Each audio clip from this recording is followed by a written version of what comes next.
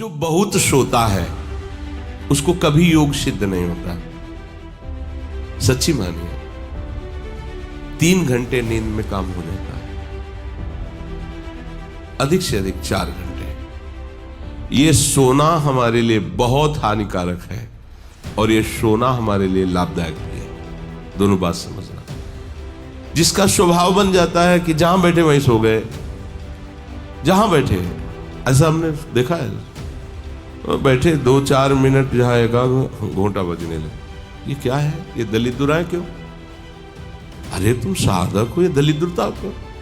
क्या यही उपासना में तुमने सिद्धि प्राप्त की है? जहां बैठ जाओ वहां तुम लड़खड़ा गए, लार बहने लगी, सोने लगे, घोंटा बजने लगे। ये दलिद्रता है, ये तमोगुणी है। ऐसा नहीं।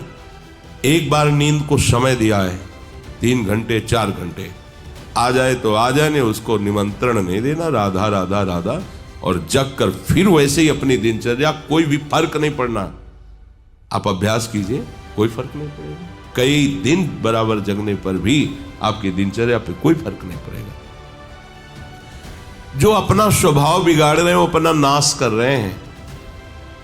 अधिक पड़े हैं, सो रहे हैं, ये ठीक बात नहीं है। बार बार जो अधिक पड़े रह करके सोने का अभ्यास किए हैं, वो कहीं भी रहे, उनको बार बार नींद सताएगी। पड़े रहने में जिनको सुखानुभूति हो रही, सोने में जिनको सुखानुभूति हो रही, वो भजन क्या करेंगे? जो ज्यादा नींद लेते हैं उनकी गाढ़ नींद कभी नहीं होती है।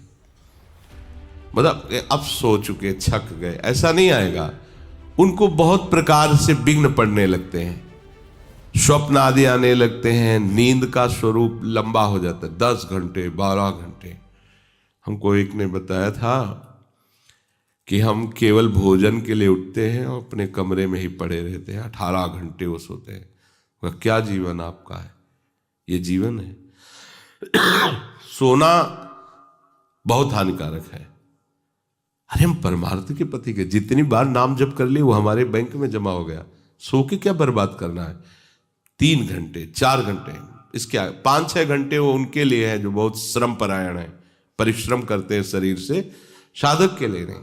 3 घंटे पर्याप्त है। आप अभ्यास करके तो देखिए, 3 घंटे में आपको बिल्कुल 24 घंटे के लिए तृप्ति मिल जाएगी। हाँ बिल्कुल ठीक है, अभ्यास कर लीजिए। दिन में लेटे रहने पर भी 1 मिनट नींद नहीं। अभ्यास कीजिए। अभ्यास अमृत है और अभ्यास ही मृत्यु है। आपने जैसा अभ्यास कर लिया, अमृत का अभ्यास किया तो अमृत है, और मृत्यु का अभ्यास किया तो मृत्यु है। भोगों का अभ्यास करना, सोने का अभ्यास करना, प्रपंच में अधिक रुचि रखना, ये सब मृत्यु है। नामामृत, लीलामृत, रूपामृत, धामामृत, इसका अभ्यास करो, अमृत है ये। शरीर उसका बहुत सोने पर भी आलस्य से भरा रहेगा।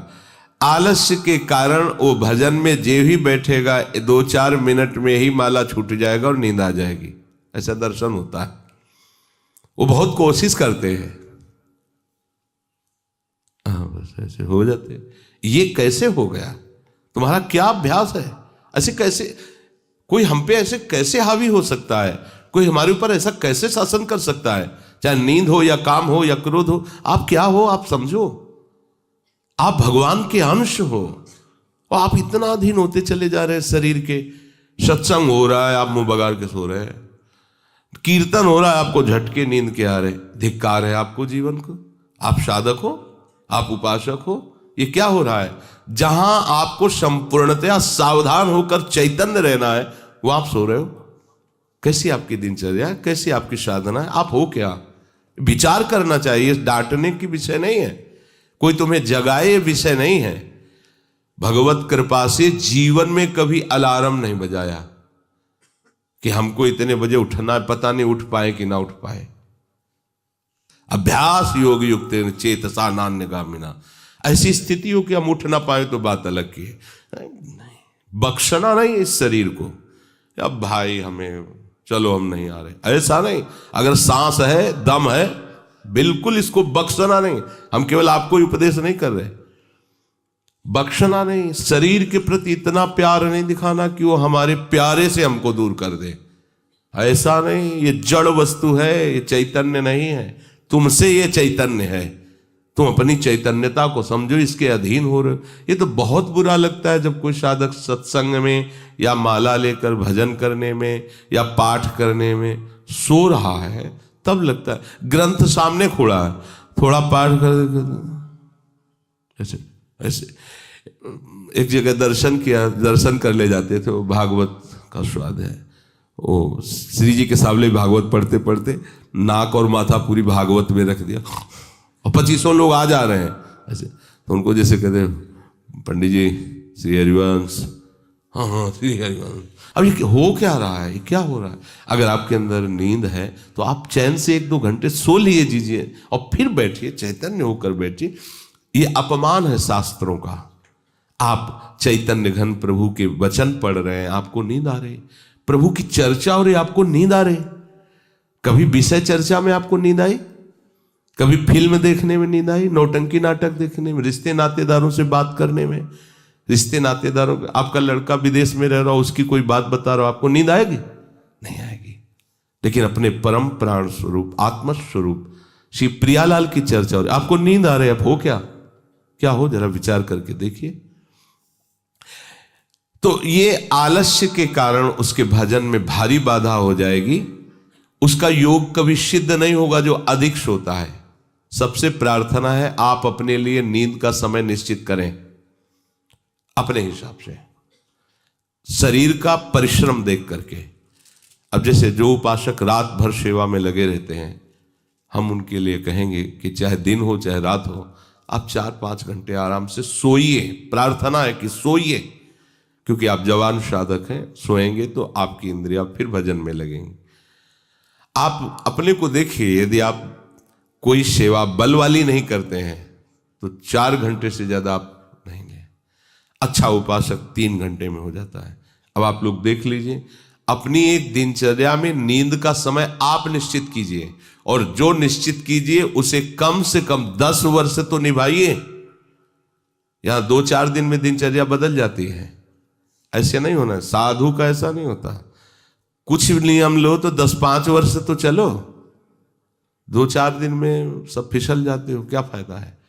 एक नियम लो, हम इतने घंटे सोएंगे, हम छूट देते हैं आपको। आप अपने आप ने नियम लो कि हमारा इतने घंटे में हो जाएगा।